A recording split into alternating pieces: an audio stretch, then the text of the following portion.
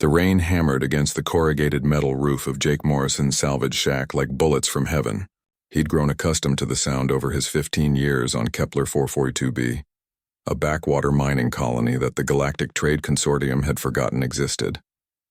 The storm outside was particularly vicious tonight, the kind that turned the red dirt into rivers of mud and made even the hardiest colonists bolt their doors. Jake was hunched over his workbench trying to coax life back into a damaged fusion cell when something crashed into his external wall with enough force to shake the entire structure.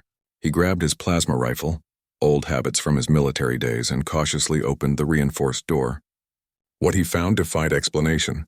A figure lay crumpled in the mud, no larger than a human child but clearly alien. Her skin shimmered with an opalescent quality that caught the lightning flashes, and delicate crystalline structures protruded from her forehead like a crown. Her clothing, though torn and muddy, was made from materials that seemed to shift color in the dim light.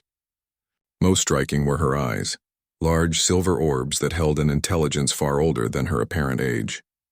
She was barely conscious and bleeding a luminescent blue fluid from multiple wounds. Jake had seen enough alien species during his stint in the Colonial Defense Force to know this wasn't any of the common races that frequented human space.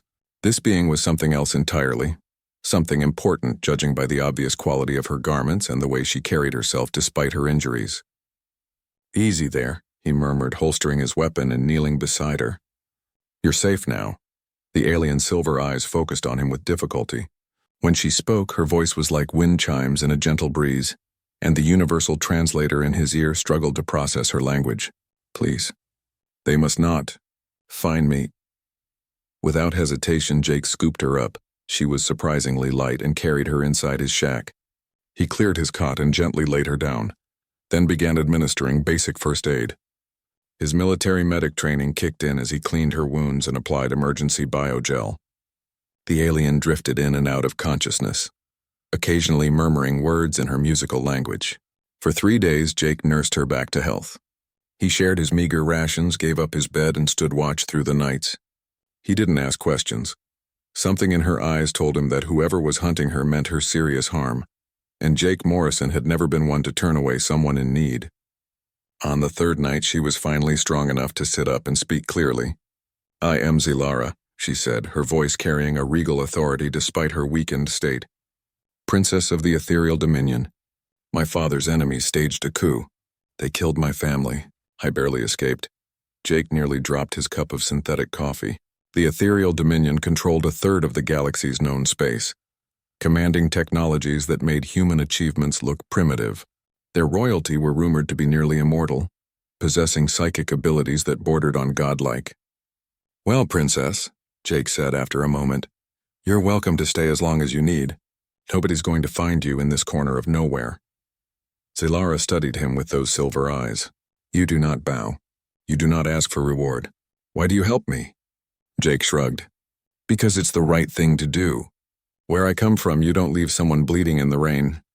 For the next 2 weeks, an unlikely friendship formed. Zilara helped Jake with his salvage work, her advanced knowledge allowing her to repair devices he'd considered hopeless. In return, Jake taught her about human culture, sharing stories of Earth and the colonies while they worked. She was fascinated by human concepts of honor without obligation, kindness without expectation of reward. Then the Dominion fleet arrived.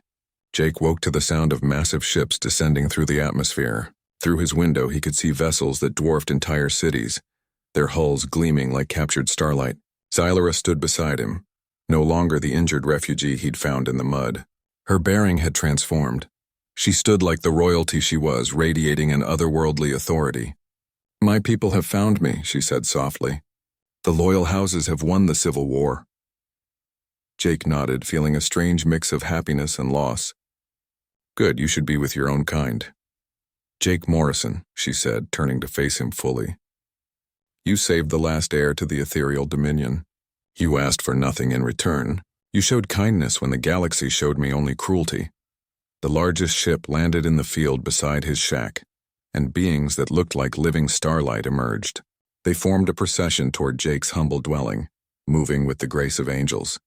"Princess," the lead figure said, bowing deeply to Zilara, "we have searched for you across 1,000 worlds." "And I was safe," she replied, "in the care of Jake Morrison. whose heart holds more honor than all the noble houses combined. What happened next became legend throughout the galaxy. Zaylara knelt before Jake's weathered salvage shack and placed her hand on the muddy ground. The other ethereals followed suit, their forms blazing brighter as they honored the human who had saved their princess. Word spread through hyperspace communications at faster than light speed.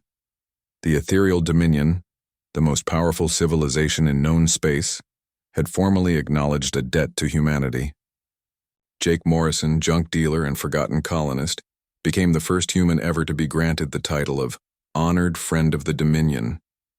With it came privileges that elevated not just him, but all of humanity.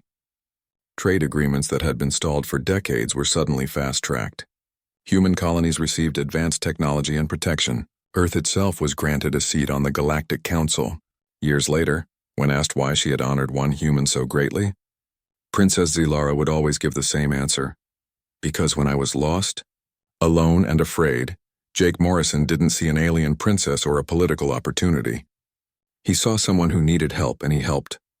In that simple act, he demonstrated what makes humanity special, not their technology or their strength, but their instinctive compassion for those who suffer. The galaxy learned that day that humanity's greatest weapon wasn't their military might or their ingenuity, it was their humanity itself. And they learned it from a man who lived in a shack and fixed broken things, who had simply done what he believed was right. The debt was paid in full, but the respect it earned lasted forever.